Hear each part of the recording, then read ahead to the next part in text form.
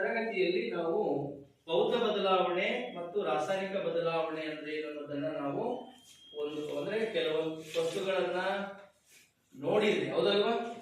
ನೋಡಿಲ್ವೋ? ನೋಡಿದ್ರಿ. ಆ ನೋಡುವುದರ ಮೂಲಕ ಭೌತ ಬದಲಾವಣೆ ಅಂದ್ರೆ ಏನು, ರಾಸಾಯನಿಕ ಬದಲಾವಣೆ ಅಂದ್ರೆ ಏನು ಅಂತ ನೀವು ಗಮನಿಸಿದ್ರಿ, ಹೌದಲ್ವಾ? ಹಾಗಾದ್ರೆ ಭೌತ ಬದಲಾವಣೆ ಕೇವಲ ಬಣ್ಣ ಆಕಾರದಲ್ಲಿ ಬದಲಾವಣೆ ಆದದನ್ನು ಭೌತ ಬದಲಾವಣೆ ಅಂತ ಕರಿತೀವಿ, ಓಕೆನಾ? ಹಾಗೇನೆ ರಾಸಾಯನಿಕ ಬದಲಾವಣೆಯನ್ನು ನಾವು 4 ಅಂಶಗಳ ಆಧಾರದ ಮೇಲೆ ನಾವು ನಿರ್ಧಾರ ಮಾಡಿದ್ವಿ, ಹೌದಲ್ವಾ?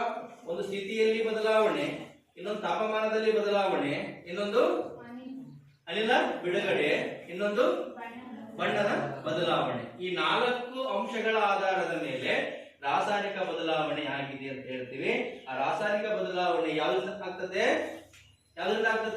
ರಾಸಾಯನಿಕ ಕ್ರಿಯೆಯಿಂದ, ಹೌದಲ್ವಾ?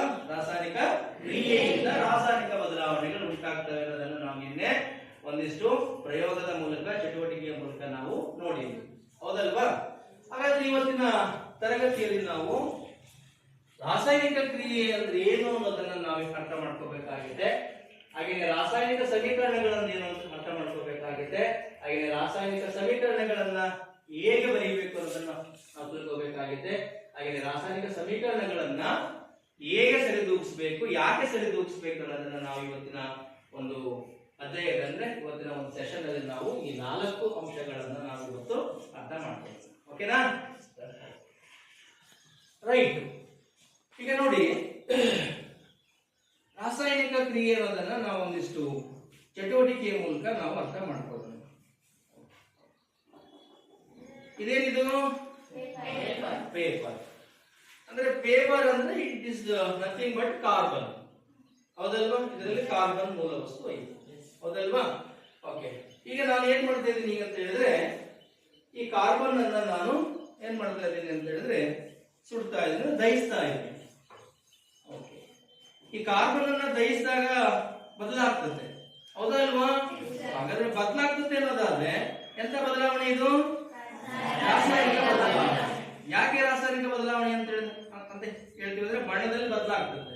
ಈಗ ನೋಡಿ, ಇದು ವೈಟ್ ಕಾಣ್ತಾ ಇತ್ತಲ್ವಾ? ಈಗ ಇದು ಸುಟ್ಟ ಏನಾಗ್ತದೆ? ಕಪ್ಪು ಬಣ್ಣಕ್ಕೆ ಬರ್ತದೆ. ನೋಡೋಣ ಈಗ ಹೇಗೆ ಬರ್ತದೆ ಅಂತ. ಓಕೆ.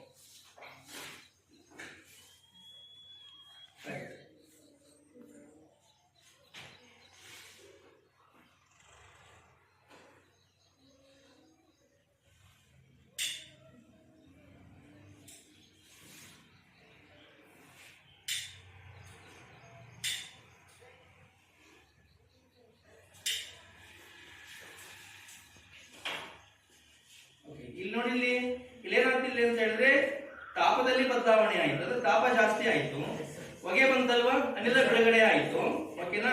ನೆಕ್ಸ್ಟ್ ಬೆಳೆದದ್ದೇನಾದದು ಸಂಪೂರ್ಣವಾಗಿ ಅದು ಸುಟ್ಟು ಹೋಯ್ತು. ಅದ್ರಲ್ಲಿ ನೋಡಿ ಇಲ್ಲಿ ಕಪ್ಪಾಗಿದೆಯಲ್ವಾ? ಈ ಪೇಪರ್ ಅನ್ನ ಮನೆಗೆ ಜನ ಸುಟ್ಟಿದೀವಿ, ಸುಡೋದ್ರಲ್ಲಿ ಬಿಸಿ ಇದ್ರು ನಾವೆಲ್ಲ, ಹೌದಲ್ವಾ? ಓಕೆ. ಸೊ ಕಪ್ಪಾಗಿದೆ, ತಾಪಮಾನದಲ್ಲಿ ಜಾಸ್ತಿ ಆಗಿದೆ, ಅನಿಲ ಕೂಡ ಬಿಡುಗಡೆ ಆಯಿತು. ಇದು ರಾಸಾಯನಿಕ ಬದಲಾವಣೆ ಅಂತ ಹೇಳಿದ್ವಿ. ಈಗ ಏನ್ ಮಾಡಿದ್ವಿ? ನೀವು ಸುಡ್ತು ಅಂತ ಹೇಳಿದ್ರೆ ಇದರ ಅರ್ಥ ಏನು? ಪೇಪರ್ ಸುಟ್ಟುತ್ತೇನೆ, ಇದು ಕಾರ್ಬನ್ ಅಂತ ಹೇಳಿದೆ ನಾನು, ಹೌದಲ್ವಾ? ಕಾರ್ಬನ್ ಸಂಕೇತ ಏನು? ಸಿ. ಓಕೆ. ಕಾರ್ಬನ್ ಏನ್ ಮಾಡ್ತು? ಆಮ್ಲಜನಕದೊಂದಿಗೆ, ಆಮ್ಲಜನಕ ಎಲ್ಲೈತೆ? ವಾತಾವರಣದಲ್ಲಿ ಐತೆ, ಹೌದಲ್ವಾ? ಆಮ್ಲಜನಕದೊಂದಿಗೆ ಏನ್ ಮಾಡ್ತು? ಕಾರ್ಬನ್ ವರ್ತಿಸಿತು. ಈಗ ನಾನು ಶಾಖ ಕೊಟ್ಟೆಲ್ಲ, ಅಂದ್ರೆ ಕಾರ್ಬನ್ ವಾತಾವರಣದಲ್ಲಿರ್ತಕ್ಕಂಥ ಆಮ್ಲಜನಕದೊಂದಿಗೆ ವರ್ತಿಸಬೇಕಾದ್ರೆ ಈ ವಾತಾವರಣದ ಉಷ್ಣಾಂಶದ ತಾಪದಲ್ಲಿ ಅದು ಉರಿಯಲ್ಲ. ಈಗ ನೋಡಿ, ಪೇಪರ್ ಹಿಡ್ಕೊಂಡಿದ್ರಿ, ಈಗ ಅದು ಉರಿತಾ ಇಲ್ಲ. ಯಾಕೆ ಅಂತ ಹೇಳಿದ್ರೆ ಈ ಕಾರ್ಬನ್ ವಾತಾವರಣದಲ್ಲಿರ್ತಕ್ಕಂಥ ಆಮ್ಲಜನಕದೊಂದಿಗೆ ವರ್ತಿಸಬೇಕು ಅಂತ ಹೇಳಿದ್ರೆ ಅದಕ್ಕೆ ವಾತಾವರಣದ ಉಷ್ಣಾಂಶಕ್ಕಿಂತ ಹೆಚ್ಚಿನ ತಾಪಮಾನವನ್ನು ಕೊಟ್ಟಕ್ಕೇನಾಗುತ್ತದೋ ಈ ಕಾರ್ಬನ್ ಆಮ್ಲಜನಕದೊಂದಿಗೆ ವರ್ತಿಸುತ್ತೆ. ಹಾಗಾಗಿ ನಾನೇನ್ ಮಾಡಿದೆ, ಈಗ ಇದಕ್ಕೆ ಶಾಖವನ್ನ ಕೊಟ್ಟಿದ್ದಕ್ಕೆ, ಯಾವುದಕ್ಕೆ? ಈ ಪೇಪರ್ಗೆ ತಾಪಮಾನವನ್ನು ಜಾಸ್ತಿ ಮಾಡಿದೆ. ತಾಪಮಾನವನ್ನು ಜಾಸ್ತಿ ಮಾಡಿದಕ್ಕೆ ಏನಂತ ಆಕ್ಚುಲಿ ಈ ಕಾರ್ಬನ್ ಅಂದ್ರೆ ಈ ಪೇಪರ್ ವಾತಾವರಣದಲ್ಲಿರ್ತಕ್ಕಂತಹ ಆಮ್ಲಜನಕದೊಂದಿಗೆ ವರ್ತಿಸ್ಬಿಟ್ಟು ಏನ್ ಮಾಡ್ತದೋ ಕಾರ್ಬನ್ ಡೈಆಕ್ಸೈಡ್ ಅನಿಲ ಬಿಡುಗಡೆ ಆಗ್ತಾನೆ ಇಲ್ಲಿ. ಹೊಗೆ ಬಂತಾನೆ ಅಲ್ಲಿ ಆ ಕಾರ್ಬನ್ ಡೈಆಕ್ಸೈಡ್ ಅನಿಲ ಬಿಡುಗಡೆ ಆಯಿತು, ಜೊತೆಗೆ ಉಷ್ಣನೂ ಕೂಡ ಬಿಡುಗಡೆ ಆಯಿತು, ಎನರ್ಜಿ ಬಿಡುಗಡೆ ಆಯಿತು. ಹೌದಲ್ವಾ? ಸರಿ, ಈಗ ನೋಡಿ ಕಾರ್ಬನ್ ಆಮ್ಲಜನಕದೊಂದಿಗೆ ಸ್ಪರ್ಧಿಸ್ಕೇನು ಬಂತು? ಕಾರ್ಬನ್ ಡೈಆಕ್ಸೈಡ್ ಬಂತು. ಹೌದಲ್ಲಪ್ಪ? ಈಗ ನಾನು ಇದನ್ನ ಸಂಕೇತದ ರೂಪದಲ್ಲಿ ಬರೆದಿದ್ದೀನಿ. ಇದನ್ನ ನಾವು ಪದದಲ್ಲಿ ಬರೆಯೋದಾದ್ರೆ ಕಾರ್ಬನ್ ಅಂತ ಬರೀತೀವಿ ಪ್ಲಸ್ ಆಕ್ಸಿಜನ್ ಅಂತ ಬರೀತೀವಿ. ಇದನ್ನ ಇದು ಬಾಣದ ಗುರುತನ್ನ ಹಾಕಿದೀವಿ. ಹೇಳ್ತೀನಿ ಬಾಣದ ಗುರುತು ಹಾಕಬೇಕು ಅಂತಂದು. ಆಮೇಲೆ ಏನ್ ಮಾಡಿದ್ವಿ ನಾನು? Carbon dioxide.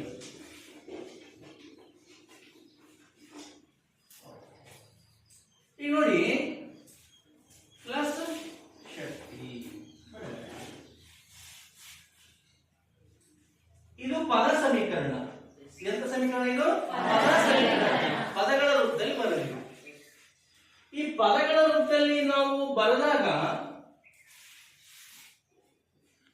ಅಂದ್ರೆ ರಾಸಾಯನಿಕ ಕ್ರಿಯೆ ಹೇಗೆ ನಡೀತು ಅಂತ ನಮಗೆ ಅರ್ಥ ಆಗಲ್ಲ, ಅಂದ್ರೆ ಅರ್ಥ ಮಾಡ್ಕೊಳ್ಳೋದು ಕಷ್ಟ ಆಗ್ತದೆ. ಹಾಗಾಗಿ ನಾವು ರಾಸಾಯನಿಕ ಕ್ರಿಯೆಯನ್ನು ಸುಲಭವಾಗಿ ಅರ್ಥ ಮಾಡ್ಕೋಬೇಕು ಅಂತ ಹೇಳಿದ್ರೆ ಆ ವಸ್ತುಗಳ ಸಂಕೇತಗಳ ಅಂದ್ರೆ ಅಣುಸೂತ್ರಗಳನ್ನ ಬರೆದಾಗ ನಮಗೆ ರಾಸಾಯನಿಕ ಕ್ರಿಯೆಯನ್ನ ಸುಲಭವಾಗಿ ಅರ್ಥ ಮಾಡ್ಕೋಬಹುದು. ಇಲ್ಲಿ ನಾನು ಬಂದಿದ್ದೀನಿ ನೋಡಿ, ಕಾರ್ಬನ್ ಸಂಕೇತ ಸಿ, ಆಕ್ಸಿಜನ್ ಅಣುಸೂತ್ರ O2, ಹಾಗೇನೆ ಕಾರ್ಬನ್ ಡೈಆಕ್ಸೈಡ್ ಅಣುಸೂತ್ರ ಕಾರ್ಬನ್ ಡೈಆಕ್ಸೈಡ್. ಇಲ್ಲಿ ಎರಡು ಭಾಗ ಮಾಡಿದ್ದೀನಿ ನಾನು, ಹೌದಲ್ವಾ? ಇದು ಒಂದು ಭಾಗ, ಇದು ಒಂದು ಭಾಗ. ಅಂದ್ರೆ ಸಮೀಕರಣದ ಎಡಭಾಗದಲ್ಲಿ ಇರ್ತಕ್ಕಂಥ ವಸ್ತುಗಳದಾವಲ್ವಾ, ಈಗಾಗಲೇ ನೀವು 9ನೇ ತರಗತಿಯಲ್ಲಿ ಕಲಿತಿದ್ದೀರಲ್ವಾ? ಸಮೀಕರಣದ ಎಡಭಾಗದಲ್ಲಿ ಇರ್ತಕ್ಕಂಥ ವಸ್ತುಗಳು ಏನಂತ ಕರಿತೀವಿ? ನೆನಪಿಟ್ಕೊಳ್ರಿ, ಸಮೀಕರಣದ ಎಡಭಾಗದಲ್ಲಿ ಹಿಂಗ್ ನಿಂತ್ಕೊಂಡ್ರೆ ಎಡಭಾಗ, ಸಮೀಕರಣದ ಎಡಭಾಗ ಅಂತ ಕರಿತೀವಿ. ನಿಂತ್ಕೊಂಡ್ರೆ ನೋಡಿ, ಎಡಭಾಗ, ಇದು ಬಲಭಾಗ, ಹೌದಲ್ವಾ? ಎಡಭಾಗದಿಂದ ವಸ್ತುಗಳ ಏನಂತ ಕರಿತೀವಿ? ನೆನಪಿಟ್ಕೊಳ್ರಿ, ಏನಂತ ಕರಿತೀವಿ?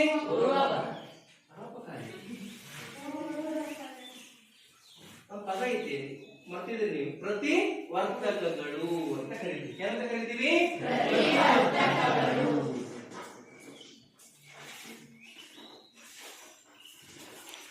ಹೌದಲ್ವಾ? ಏನಂತ ಕರಿತೀವಿ?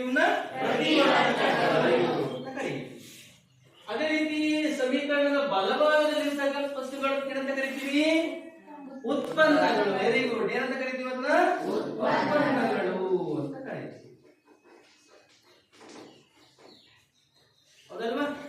ಹಾಗಾದ್ರೆ ಪ್ರತಿವರ್ತಕಗಳು ಅಂತ ಹೇಳಿದ್ರೆ ಏನಿರ್ಬೋದು? ಲಾಸ್ಟ್ ಅಂದ್ರೆ ಹಿಂದಿನ ತರಗತಿಯಲ್ಲಿ ಓದ್ತಾ ಇದೀವಿ, ಮರಿತಾ ಇದೀವಿ. ಓದಿದ್ದು ನೆನಪು ಇರಂಗಿಲ್ರಿ, ರೈಟ್? ಓಕೆ. ಪ್ರತಿವರ್ತಕಗಳು ಅಂತ ಹೇಳಿದ್ರೆ ರಾಸಾಯನಿಕ ಕ್ರಿಯೆಯಲ್ಲಿ ಭಾಗವಹಿಸುವ ವಸ್ತುಗಳು, ಅಷ್ಟೇ, ಏನು ಇಲ್ಲ. ನೋಡಿ, ಇವು ಭಾಗವಹಿಸಿದವಲ್ಲ, ಇವು ಕಾರ್ಬನ್ ಮತ್ತು ಆಕ್ಸಿಜನ್ ರಾಸಾಯನಿಕ ಕ್ರಿಯೆಯಲ್ಲಿ ಭಾಗವಹಿಸ್ತಾ ಇದಾವೆ. ಭಾಗವಹಿಸಿದಾಗ ಹೊಸ ವಸ್ತು ಬರ್ತೈತೆ, ಅದಲ್ವಾ? ಅಂದ್ರೆ ಹೊಸ ವಸ್ತು ಬರ್ತೈತೆ ಅನ್ನೋದಕ್ಕೆ ನಾವಿಲ್ಲಿ ಬಾಣದ ಗುರುತನ್ನು ತೋರಿಸಿದೀವಿ, ಹೌದಲ್ವಾ? ನಾವು ನಿನ್ನೆ ದಿವಸ ಕೇಳಿದ್ವಿ, ರಾಸಾಯನಿಕ ಕ್ರಿಯೆಯಿಂದ ಹೊಸ ವಸ್ತು ಬಿಡುಗಡೆ ಆಗ್ತದೆ ಅಂತ. ಹೊಸ ವಸ್ತು ಬಂತ ಇಲ್ಲಿ, ಓಕೆನಾ? ಹಾಗಾಗಿ ಪ್ರತಿವರ್ತಕಗಳು ಅಂತ ಹೇಳಿ ರಾಸಾಯನಿಕ ಕ್ರಿಯೆಯಲ್ಲಿ ಭಾಗವಹಿಸುವ ವಸ್ತುಗಳಿಗೆ ನಾವು ಏನಂತ ಕರಿತೀವಿ? ಪ್ರತಿವರ್ತಕಗಳು ಅಂತ ಕರಿತೀವಿ. ಹಾಗೇನೆ ರಾಸಾಯನಿಕ ಕ್ರಿಯೆಯಿಂದ ದೊರೆತಂತ ವಸ್ತುಗಳಂತ ಏನಂತ ಕರಿತೀವಿ? ಉತ್ಪನ್ನಗಳು. ಉತ್ಪನ್ನಗಳು ಏನಾಗಿರ್ತವೆ? ಅವು ಹೊಸ ವಸ್ತುಗಳಾಗಿರ್ತವೆ, ಹೌದಲ್ವಾ? ಸರಿ, ಹಾಗಾದ್ರೆ ಇನ್ನೊಂದು ಸಮೀಕರಣ ನೋಡೋಣ ಈಗ, ಹೌದಲ್ವಾ? ಈಗ ನೋಡಿ, ನಾವೇನ್ ಮಾಡಿದ್ವಿ, ಈಗ ಈ ಬೂದಿ ಆಗ್ತದೆ, ಇದು ಈ ಬೂದಿನ ಓಕೆ ಒಂದು ಬೀಕರಿಗೆ ಹಾಕ್ತಾ ಇದ್ದೀನಿ, ಬೂದಿನ, ಓಕೆನಾ? ಈ ಬೂದಿನ ಈಗ ಹಾಕ್ತಾ ಇದ್ದೀವಿ. ಯಾರು ಹಾಕ್ತಿದೀವಿ? Carbon dioxide. ಈ ಬೂದಿಗೆ ನಾನು ನೀರು ಹಾಕಿದಾಗ ಏನಾಯ್ತು ಅಂತ ಹೇಳಿದ್ರೆ ಮತ್ತೊಂದು ವಸ್ತು ಬಿಡುಗಡೆ ಆಗ್ತದೆ. ಮತ್ತೊಂದು ವಸ್ತು ಏನಾಗ್ತದೆ? ಬಿಡುಗಡೆ ಆಗ್ತದೆ.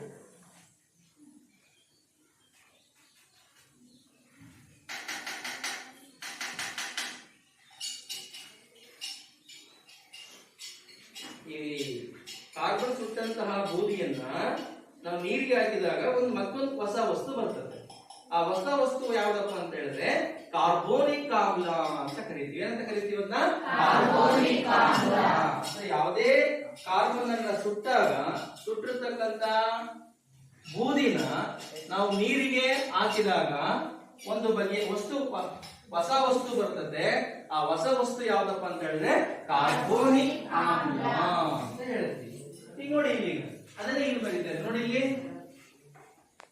So carbon dioxide, carbon dioxide ಇಲ್ಲಿ ಬಂದಿದ್ದೀನಲ್ವಾ, ಕಾರ್ಬನ್ ಡೈಆಕ್ಸೈಡ್ ಏನ್ ಮಾಡಿದ್ರೆ ಅದಕ್ಕೆ ಏನಾಗಿದೆ? ಅದಕ್ಕೆ ನೀರು ಹಾಕಿದೆ. ನೀರಿನ ಅಣುಸೂತ್ರ ಏನು? H2O. ನೀರಿನ ಅಣುಸೂತ್ರ ಏನು? H2O. ಓಕೆ, ನೀರಿಗೆ ಹಾಕಿದಾಗ ನಮಗೆ ಕಾರ್ಬೋನಿಕ್ ಆಮ್ಲ ಬಂತು. ಏನ್ ಬಂತು? ಕಾರ್ಬೋನಿಕ್ ಆಮ್ಲ. H2CO3 ಅಂತ. H2CO3 ಅಂತ. H2CO3 ನ ಅದರ ಹೆಸರೇನು? ಕಾರ್ಬೋನಿಕ್ ಆಮ್ಲ. ಕಾರ್ಬೋನಿಕ್ ಆಮ್ಲ. ಓಕೆ, ಇನ್ನೊಂದು ಸಮೀಕರಣದ ಮೂಲಕ ನಾವು ರಾಸಾಯನಿಕ ಕ್ರಿಯೆ ಅಂದ್ರೆ ಏನು ಅರ್ಥ ಮಾಡ್ಕೋಬೇಕಾಗಿದೆ. ಓಕೆ, ಈ ಇನ್ನೊಂದು ನಾನು ಚಟುವಟಿಕೆಯನ್ನು ಮಾಡ್ತಾ ಇದ್ದೀನಿ, ಬರ್ತಿಲ್ಲ. ಓಕೆ, ಈಗ ನೋಡಿ ಇಲ್ಲೊಂದು ಇಲ್ಲಿ ಕವರ್ ಅಲ್ಲಿ ಇದೆ. ಇದೇನಿದು? ಸುಣ್ಣದ ಅರಳಿದ ಸುಣ್ಣ ಇದು. ಓಕೆನಾ? ಇದು ಸುಣ್ಣದ ಪುಡಿ. ಏನಿದು? ಸುಣ್ಣದ ಪುಡಿ. ನೋಡಿದ್ರಲ್ಲ ಸುಣ್ಣನ? ಏನಕ್ಕೆ ಬಳಸ್ತಾರೆ ಇದನ್ನ? ಏನಕ್ಕೆ ಬಳಸ್ತಾರೆ ಇದನ್ನ? ಅಡಿಕೆ ಗಿಡಕ್ಕೆ ಬಳಸ್ತಾರೆ. ಮತ್ತೆ ಏನಕ್ಕೆ ಬಳಸ್ತಾರೆ? ಅಡಿಕೆ ಲೆಕ್ಕಕ್ಕೆ ಬಳಸ್ತಾರೆ. ಮತ್ತೆ ಏನಕ್ಕೆ ಬಳಸ್ತಾರೆ? ಮನೆ ಒಳಗೆ ಗೋಡೆಗೆ ಹಚ್ಚಲಿಕ್ಕೆ ಬಳಸ್ತಾರೆ. ಮತ್ತೆ ಏನಕ್ಕೆ ಬಳಸ್ತಾರೆ? ಏನಕ್ಕೆ ಬಳಸ್ತಾರೆ?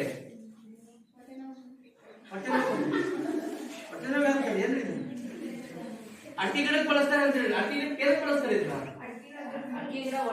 ಹೊಡಿಬಾರ್ದಂತಂದು ಅದನ್ನ ಬಡ್ಡಿಗೆ ಬಳಸ್ತಾರೆ ಅದಲ್ವಾ? ಕಾಂಡಕ್ಕೆ ಇದನ್ನ ಲೇಪನವನ್ನ ಮಾಡ್ತಾರೆ. ಅಡಿಕೆಗೆ ಹಾಕ್ಲಿಕ್ಕೆ ಇದನ್ನ ಬಳಸ್ತಾರೆ. ಗೋಡೆಗೆ ಬಣ್ಣದ ರೂಪದಲ್ಲಿ ಇದನ್ನ ಬಳಸ್ತಾರೆ. ಓಕೆನಾ? ಇದೇನಿದು? ಸುಣ್ಣದ ಪುಡಿ. ಏನಿದು? ಸುಣ್ಣದ ಪುಡಿ. ಈ ಸುಣ್ಣದ ಪುಡಿನ ನಾನು ಏನ್ ಮಾಡ್ತಾ ಇದ್ದೀನಪ್ಪ ಅಂತ ಹೇಳಿದ್ರೆ, ಸುಣ್ಣದ ಪುಡಿನ ನಾನು ಏನ್ ಮಾಡ್ತಾ ಇದ್ದೀನಪ್ಪ ಅಂತ ಹೇಳಿದ್ರೆ ಒಂದು ಬೀಗರ್ ಹಾಕಿವಂತ ಇದ್ದೀನಿ. ಹೌದಲ್ವಾ? ಬೀಗರ್ ಹಾಕ್ತಾ ಇದ್ದೀನಿ. ಈ ಸುಣ್ಣದ ಪುಡಿನ ನಾನು ಬೀಕರ್ಗೆ ಹಾಕ್ಬಿಟ್ಟಿದ್ದಕ್ಕೆ ಏನ್ ಮಾಡ್ತಾ ಇದ್ದೀನಿ? ಇದಕ್ಕೆ ನೀರನ್ನ ಸೇರಿಸ್ತಾ ಇದ್ದೀನಿ.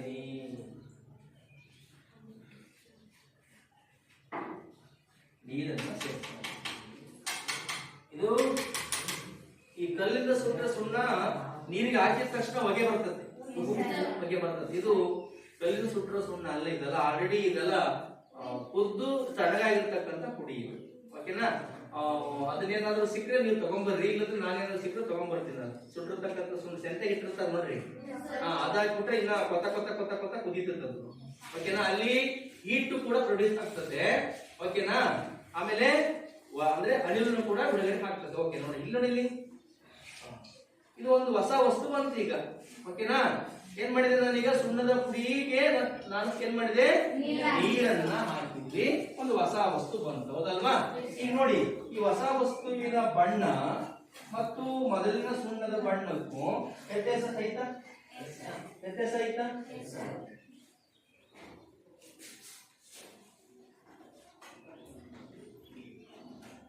ವ್ಯತ್ಯಾಸ ಇತ್ತಾನೆ ಬಣ್ಣದಲ್ಲಿ, ಅಂದ್ರೆ ಬಣ್ಣದ ವ್ಯತ್ಯಾಸ ಆಯ್ತು. ಓಕೆನಾ? ಇದು ರಿಯಾಕ್ಷನ್ ಅಂದ್ರೆ ಈ ಸೌಂಡ್ ಬರಬೇಕಾಗಿತ್ತು. ಇದು ಆಲ್ರೆಡಿ ಇದು ಇದಾಗಿರೋದ್ರಿಂದ ಇದರಲ್ಲಿ ಯಾವುದೇ ತರದ ನನಗೆ ಏನಪ್ಪಾ ಅಂತ ಹೇಳಿದ್ರೆ ಈ ಸೌಂಡ್ ಬರ್ತಾ ಇಲ್ಲ, ಕೊತ್ತ ಕೊತ್ತ ಕುದಿತಾ ಇತ್ತು. ಓಕೆನಾ? ಇದು ಬಣ್ಣದಲ್ಲಿ ಬದಲಾವಣೆ ಆಗಿದೆ ಅಂದ್ರೆ ರಾಸಾಯನಿಕ ಕ್ರಿಯೆ ನಡೆದಿದೆ. ಓಕೆ, ಈಗ ನೋಡಿ ಸುಣ್ಣದ ಪುಡಿ ಅಂತ ಹೇಳಿದೆ. ಸುಣ್ಣದ ಪುಡಿಯ ರಾಸಾಯನಿಕ ಸೂತ್ರ ಏನಪ್ಪಾ ಅಂತ ಹೇಳಿದ್ರೆ CaO ಅಂತ ಹೇಳ್ತೀವಿ. CaO. ಓಕೆನಾ? ಸುಣ್ಣದ ಪುಡಿಯ ರಾಸಾಯನಿಕ ಹೆಸರು ಏನಪ್ಪಾ ಅಂತ ಹೇಳಿದ್ರೆ ಸೂತ್ರ ಏನು? CaO ಅಂತ ಹೇಳ್ತೀವಿ. ಇದರ ಹೆಸರೇನಪ್ಪಾ ಅಂತ ಹೇಳಿದ್ರೆ ಕ್ಯಾಲ್ಸಿಯಂ ಆಕ್ಸೈಡ್ ಅಂತ ಕರಿತೀವಿ. ಏನಂತ ಕರಿತೀವಿ ಇದನ್ನ? Calcium oxide. ಸುಣ್ಣದ ಪುಡಿಯ ರಾಸಾಯನಿಕ ಹೆಸರು ಕ್ಯಾಲ್ಸಿಯಂ ಆಕ್ಸೈಡ್. ಸುಣ್ಣದ ಪುಡಿಯ ರಾಸಾಯನಿಕ ಅಣುಸೂತ್ರ CaO ಅಥವಾ ಕ್ಯಾಲ್ಸಿಯಂ ಆಕ್ಸೈಡಿನ ಅಣುಸೂತ್ರ CaO. ಓಕೆನಾ? ಇದ್ರದ್ದು CaO. ಇದಕ್ಕೆ ರಾಸಾಯನಿಕವಾಗಿ ಇದನ್ನ ಕ್ಯಾಲ್ಸಿಯಂ ಆಕ್ಸೈಡ್. ಓಕೆನಾ? ಇದಕ್ಕೆ ನಾನು ಏನ್ ಮಾಡಿದೆ? ಇದಕ್ಕೆ ನೀರನ್ನ ಹಾಕಿದೆ. ಏನಾಗಿದೆ? ಇದಕ್ಕೆ ನೀರನ್ನ ಹಾಕಿದೆ. ಅವಾಗ ಏನ್ ಬಂತು ನಮಗೆ? Calcium hydroxide. ಏನ್ ಬಂತು ನಮಗೆ? ಕ್ಯಾಲ್ಸಿಯಂ ಹೈಡ್ರಾಕ್ಸೈಡ್ ಬಂತು. ಇದ್ರೇನಂತ ಕರಿತೀವಿ? Calcium hydroxide.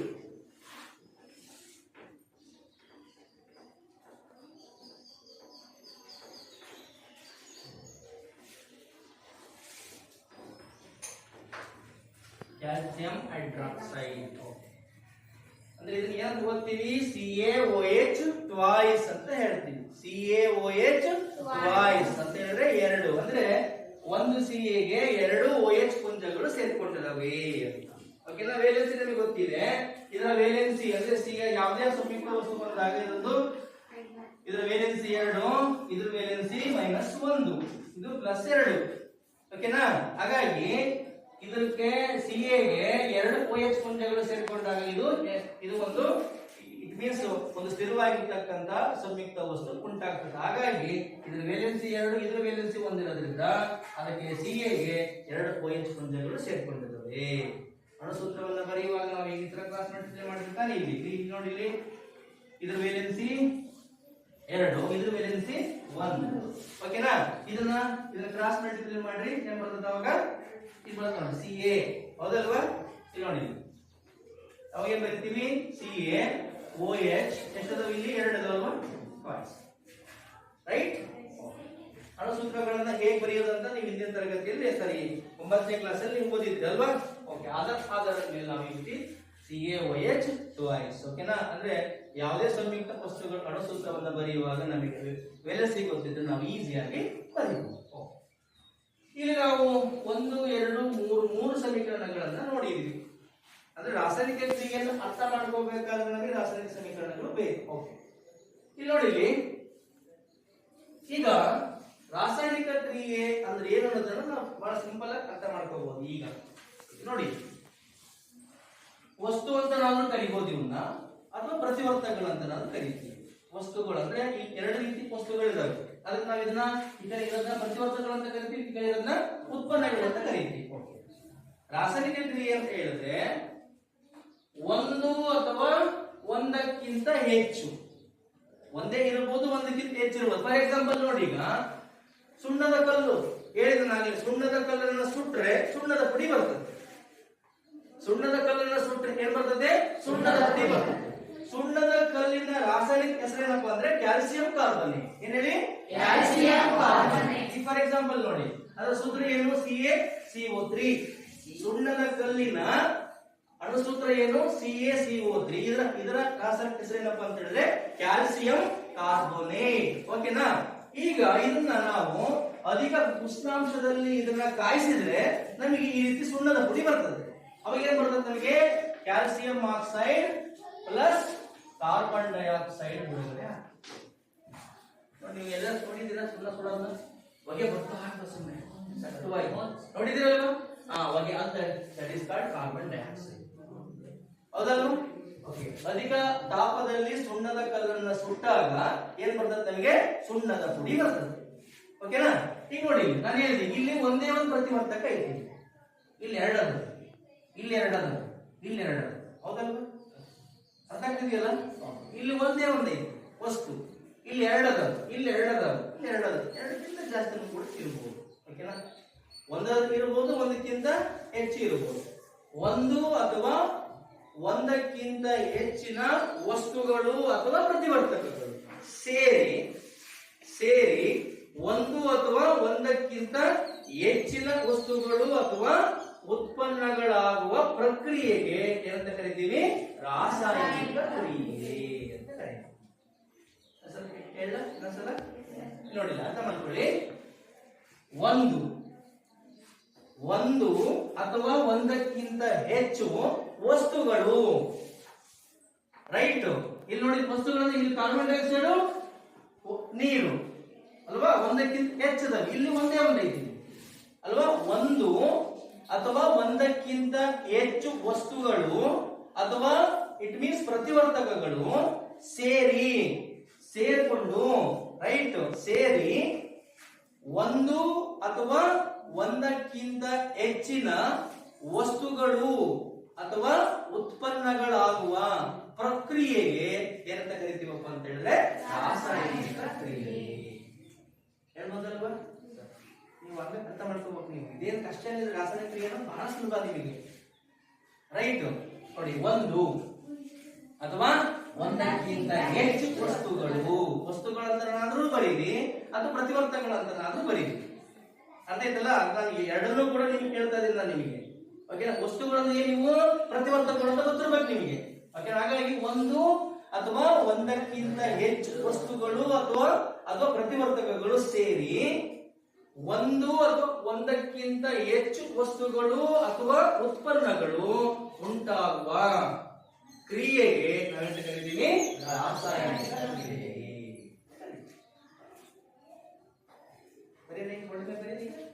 ಹೇಳ್ತೀರಾ? ಯಾರಾದ್ರೂ ಒಬ್ರು ಟ್ರೈ ಮಾಡ್ತೀರಾ? ನಾನು ಹೇಳಿದ್ನ ಇನ್ನೊಂದ್ಸಲ ಹೇಳ್ತೀನಿ, ನೀವು ಮತ್ತೆ ಅದನ್ನ ಟ್ರೈ ಮಾಡಿ ನೋಡಿ. ಒಂದು ಅಥವಾ ಒಂದಕ್ಕಿಂತ ಹೆಚ್ಚು ವಸ್ತುಗಳು ಅಥವಾ ಪ್ರತಿವರ್ತಕಗಳು ಸೇರಿ ಒಂದು ಅಥವಾ ಒಂದಕ್ಕಿಂತ ಹೆಚ್ಚು ವಸ್ತುಗಳು ಅಥವಾ ಉತ್ಪನ್ನಗಳಾಗುವ ಪ್ರಕ್ರಿಯೆಗೆ ಏನಂತ ಕರಿತೀವಿ? ರಾಸಾಯನಿಕ ಕ್ರಿಯೆ. ಸಿಂಪಲ್ ಅಲ್ಲ? ಸಿಂಪಲ್ ಅಲ್ಲ? ಹೇಳ್ತಿರಲ್ಲ ಈಗ? ಹೇಳಿ ನೋಡಿ, ಟ್ರೈ ಮಾಡಿ.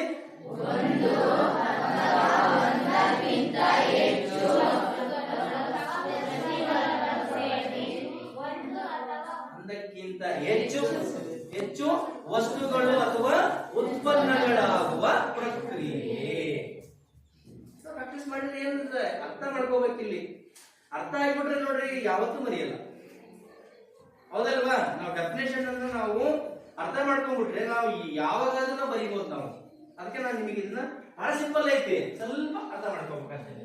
ಇಲ್ಲಿ ಎರಡು ಪದಗಳನ್ನು ಬರೆಸ್ತೀವಿ, ವಸ್ತುಗಳು ಅಥವಾ ಪ್ರತಿವರ್ತಕಗಳು. ಇಲ್ಲಿ ಕೂಡ ವಸ್ತುಗಳು ಅಥವಾ ಉತ್ಪನ್ನಗಳು. ಓಕೆನಾ?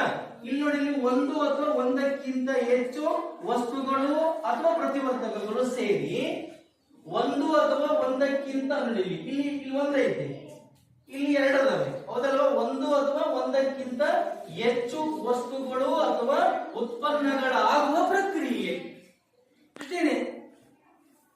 ಹೌದಲ್ವಾ? ಪ್ರತಿವರ್ತಕಗಳು ಬದಲಾವಣೆ ಹೊಂದ್ಬಿಟ್ಟು ಉತ್ಪನ್ನಗಳು, ಅದು ಪ್ರತಿವರ್ತಕಗಳಿಂದ ಉತ್ಪನ್ನಗಳಾಗುವ ಸೇರಿಬಿಟ್ಟು. ಹೌದಲ್ವಾ? ಹಾಗೆ ಪ್ರತಿವರ್ತಕಗಳು ಒಂದೇ ಇರಬಹುದು, ಒಂದಕ್ಕಿಂತ ಹೆಚ್ಚಿರಬಹುದು. ಅವು ಸೇರಿಬಿಟ್ಟು ಇವು ಸೇರಿಬಿಟ್ಟು ಏನಾಗ್ತವೆ? ಒಂದು ಅಥವಾ ಒಂದಕ್ಕಿಂತ ಹೆಚ್ಚು ವಸ್ತುಗಳು ಅಥವಾ ಉತ್ಪನ್ನಗಳನ್ನ ಉಂಟು ಮಾಡತಕ್ಕಂತ ಪ್ರಕ್ರಿಯೆಗೆ ಏನಂತ ಕರಿತೀವಿ? ಸಿಂಪಲ್ ಅಲ್ವಾ? ಕಷ್ಟ ಆಯ್ತಾ? ಎಕ್ಸಾಮ್ ಈಸಿಯಾಗಿ ಬರೀಬಹುದು. ರಾಸಾಯನಿಕ ಕ್ರಿಯೆ ಅಂತ ಏನಂತ ಗೊತ್ತಾಯ್ತು. ಡೆಫಿನೇಷನ್ ಬರಿಲ್ಲ, ಬಡಿ ಮೇಲೆ ಬರಿಲ್ಲ, ಬರೆದ್ರೆ ನಿಮಗೆ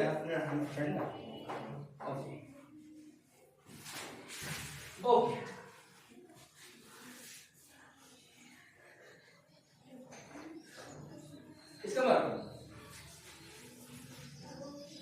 ಯಾರಿಗೆ ಅರ್ಥ ಆಗ್ಲಿಲ್ಲ ರಾಸಾಯನಿಕ ಕ್ರಿಯೆ ಅಂದ್ರೆ? ಇನ್ನೊಬ್ಬರಿಲ್ಲ ಸರ್ ಒಳಗೆ. ನನ್ನ ಎಕ್ಸಾಂಪಲ್ ನಿಮಗೆ ಬರುತ್ತೆ, ನಾನು ನಿಮ್ಗೆ ಕೇಳ್ತಿರೋದಿಲ್ಲ ಅಲ್ವಾ? ನೋಡಿ, ಅದಕ್ಕೆ ಹೇಳಿದೆ ಇಲ್ಲಿ ನೋಡಿ, ಒಂದೇ ಒಂದು ಬರೋದಿಲ್ಲ. ಯಾಕಂದ್ರೆ ಒಂದು ಅಥವಾ ಒಂದಕ್ಕಿಂತ ಹೆಚ್ಚು ಅಂತ ಹೇಳಿದೆ. ಒಂದು ಅಥವಾ ಒಂದಕ್ಕಿಂತ ಹೆಚ್ಚು ಪ್ರತಿವರ್ತಕಗಳು ಅಥವಾ ವಸ್ತುಗಳು ಸೇರಿ ಒಂದು ಅಥವಾ ಒಂದಕ್ಕಿಂತ ಹೆಚ್ಚು ವಸ್ತುಗಳು ಅಥವಾ ಉತ್ಪನ್ನಗಳು ಉಂಟಾಗತಕ್ಕಂತ ಪ್ರಕ್ರಿಯೆಗೆ ನಾವೆಂತ ಕರೀತೀವಿ? ರಾಸಾಯನಿಕ ಕ್ರಿಯೆ. ನೋಡಿ, ಡೆಫಿನೇಷನ್ ನೋಡ್ಬಿಡೋಣ. ಓಕೆನಾ? ರೈಟ್.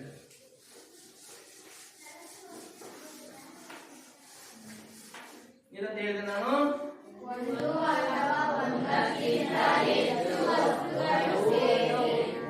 ಅಥವಾ ಒಂದಕ್ಕಿಂತ ಹೆಚ್ಚು ವಸ್ತುಗಳು ಸೇರಿ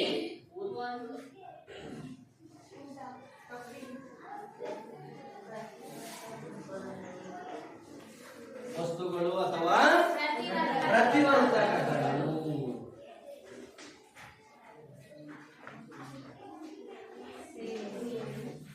ಸೇರಿ ಒಂದು ಅಥವಾ ಒಂದಕ್ಕಿಂತ ಹೆಚ್ಚು ವಸ್ತುಗಳು ಅಥವಾ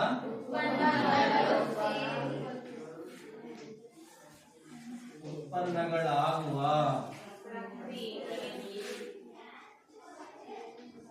ಪ್ರಕ್ರಿಯೆ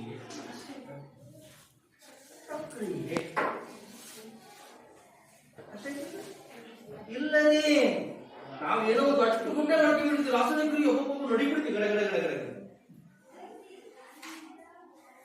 ಅರ್ಥ ಮಾಡ್ಕೊಂಡ್ಬಿಟ್ರೆ ಯಾವ್ದು ಕಷ್ಟ ಅಲ್ಲ. ರೈಟ್? ಈ ಎಕ್ಸಾಮ್ ನಲ್ಲಿ ಎರಡನ್ನೂ ಬರೀಬೇಕು ಅಂತ ಏನಿಲ್ಲ. ಯಾವ್ದಾದ್ರು ಒಂದನ್ನ ನೀವು ಇದು ಮಾಡ್ಕೊಂಡ್ರೆ ಸಾಕಾದ್ರೆ ನಿಮಗೆ ವಸ್ತುಗಳಲ್ಲಿ ಯಾವ ವಸ್ತುಗಳನ್ನು ಗೊತ್ತಾಗ್ಬೇಕಲ್ಲ ಇಲ್ಲಿ. ಅದಕ್ಕೆ ನಿಮಗೆ ಅರ್ಥ ಆಗಲಿ ಅಂತ ನಾವು ಹೇಳಿರೋದು. ಅರ್ಥ ಆಗ್ತಿದೆಯಲ್ಲ?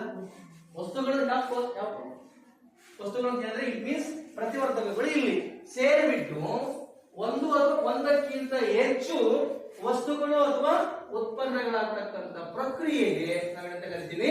ರಾಸಾಯನಿಕ ಕ್ರಿಯೆ.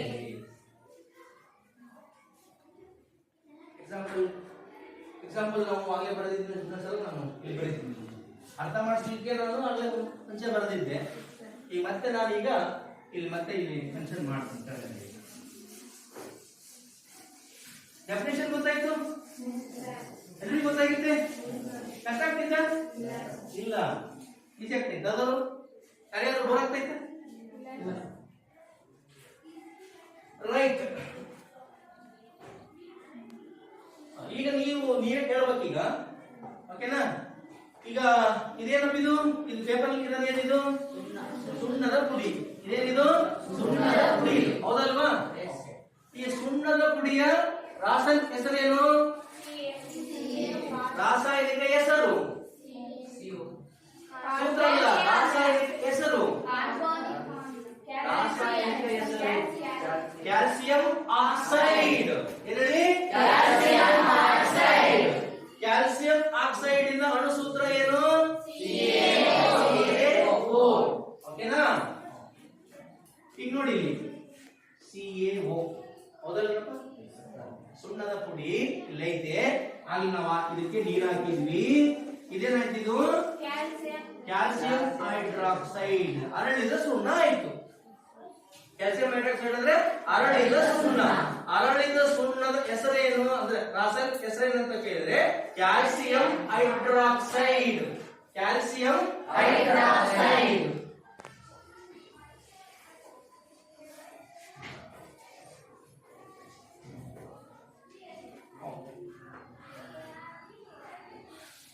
ಈಗ ನೋಡಿ, ರಾಸಾಯನಿಕ ಕ್ರಿಯೆ ನಡೆದೈತೆ ಅನ್ನೋದಕ್ಕೆ, ರಾಸಾಯನಿಕ ಬದಲಾವಣೆ ಆಗೈತೆ ಅನ್ನೋದಕ್ಕೆ ಈಗ ನೋಡಿ, ಇದು ಪುಡಿ ರೂಪದಲ್ಲಿ ಇತ್ತ, ಇದು ಬಣ್ಣ ಬದಲಾಯಿತಲ್ಲ, ಹಾಗೆ ನೋಡಿದ್ವಿ ಅಲ್ವಾ?